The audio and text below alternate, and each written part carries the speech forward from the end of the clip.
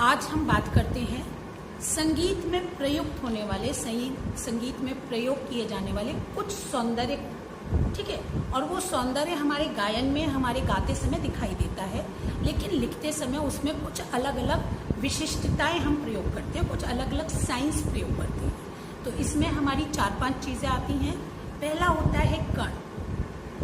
कण, आप लोगों ने जब भी कोई नोटेशन देखी होगी तो उस नोटेशन में आपने ज़्यादातर देखा होगा कि कई बार किसी भी स्वर के लेफ्ट हैंड साइड पर ऊपर की तरफ एक स्वर अलग से लिखा हुआ होता है, ठीक है। आप लोग जरा अपनी अपनी कॉपी खोलें।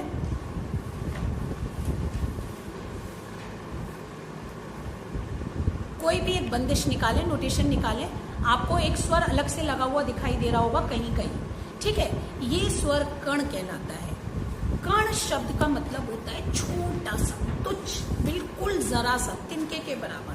तो जब हम गाते समय किसी स्वर को किसी दूसरे स्वर के सहारे से हल्का सा स्पर्श करते हुए गाते हैं तब वो कण कहलाता है, ठीक है। जैसे हमने लिया धा के ऊपर प का कण लगा हुआ है ना। या आप लोगों ने कई बार देखा होगा जब मैं धा लेती हूँ तो मैं धा लेती हूँ सा गा मा पा धा धा। तो ये जो है ये कण के साथ गाया जा रहा है। इसमें मैंने एक अन्य स्वर का कण लेके गाया है और उसके साथ मैं फिर, क्योंकि वो थोड़ा सा इजी पड़ता है मेरे लिए गाने में, तो ये कण कहलाता है जब हम आगे या पीछे के स्वर को थोड़ा सा स्पर्श करते हैं। और इस स्पर्श को दिखाने के लिए हम उस स्वर के ऊपर लेफ्ट हैंड साइड पर उस स्पर्श लिए जाने वाले स्वर को भी लिख देते हैं, जिससे गाते समय हमें पता रहता है कि हमें इस स्वर को इस स्वर के स्पर्श के साथ गाना है। क्लियर हुआ? नंबर 2 होता है खटका और मुर्की। खटका और मुर्की कण का ही एक्सपेंडेड रूप है। कण में हम एक स्वर का स्पर्श करते हैं, खटके और मुर्की में हम स्वरों की संख्या बढ़ा देते हैं, ठीक है। मुर्की जो शब्द है इसका मतलब है हमने स्वरों का एक समूह स्पर्श किया है। जैसे हमने गाया प, और प पे हमने ग और म का स्पर्श लिया, तो ये ग और म वही लेफ्ट हैंड साइड पर प के ऊपर लिखे होंगे। और जब हम प गाएंगे तो कुछ इस तरह से गाएंगे, पा पा। अंतर समझ में आ रहा है? पा पा गा मा पा पा। समझ में आया? तो इसको हम मुर्की कहते हैं। कई बार आप लोगों ने जब रियलिटी शोज देखे होंगे तो आप सुनते होंगे, शब्द यूज करते हैं वो लोग कि आपने इसमें हरकत बहुत अच्छी की, तो दैट हरकत इज खटका एंड मुर्की, ठीक है। वो हरकत जो होती है वो स्वरों का कंपन करते हुए जो हम लेते हैं, स्वरों को एक साथ इकट्ठे समूह के तौर पर एक मात्रा में प्रयोग करते हैं, तब उसको हम हरकत कहते हैं। तो कण और मुर्की कुछ सेम तरीके से दिखाए जाते हैं। मुर्की 2 या 3 स्वरों की होती है, कण में एक स्वर होता है। अब बात आती है खटके की। खटके में हम ब्रैकेट लगाते हैं स्वर के ऊपर। आपने जनरली देखा होगा एक ब्रैकेट लगा हुआ था। ब्रैकेट हिंदी में जानते हैं ना आपको क्या होता है? कोष्ठक।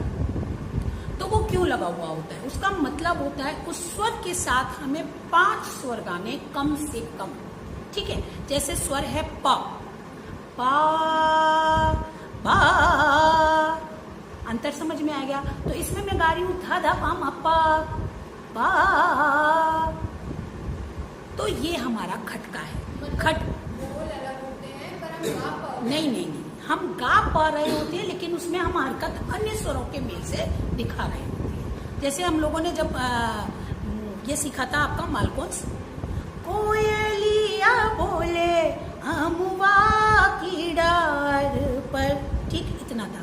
कोयलिया ये खटका है, ये मुर्कियां हैं। समझ में आया? जब हम उस स्वर को अन्य स्वर का सहारा लेते हुए गाए तब वो मुर्की या खटका कहलाती है। तीनों में सिर्फ स्वरों की संख्या का अंतर है। कण में स्पर्श मात्र होता है और एक स्वर होता है।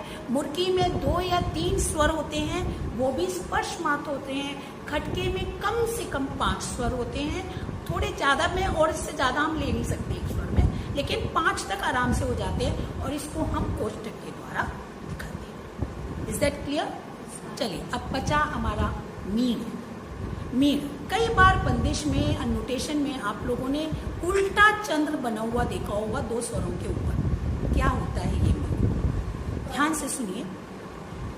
सा गा मा गा मा गा सा गा सा। तो आपने देखा मैंने कितना स्मूथली ट्रांजैक्शन किया गा से सा पर। तो ये जो स्मूथ ट्रांजैक्शन होता है जब हम दो स्वरों को बिना बीच का स्वर तोड़े, रे आना है वहां पर, कायदे से रे आना है ना गा और सा के बीच में, लेकिन रे वर्जित है मालकोंस में, रे को हमें दिखाना नहीं है। तो हमें उस रे के गैप को भरते हुए, रे को बिना स्पष्ट किए हुए गा से सा पर एक स्मूथनेस के साथ जब हम आते हैं, एक कर्व के साथ हम आते हैं, जब एक गोलाई के साथ आते हैं बिना स्वर को तोड़े हुए, तब वो मीण कहलाता है। मीण का अर्थ होता है गायन में अत्यंत उच्च दर्जे की सौंदर्य की सृष्टि करना। मीण के बिना गायन कभी भी अच्छा नहीं लगेगा। खटका मुर्की ये प्रैक्टिस से आते हैं, मीण भी प्रैक्टिस से आता है, लेकिन मीण एक ऐसा सौंदर्य है जिसके बिना गायन बहुत अजीब सा लगता है। आप कोई भी सॉन्ग गाइए, कोई भी गाना गाइए, मीण के बिना बड़ा अधूरा अधूरा सा लगता है, ठीक है। और हर राग में, राग ही क्या, आपके सुगम संगीत में, बॉलीवुड में सब जगह इसका प्रयोग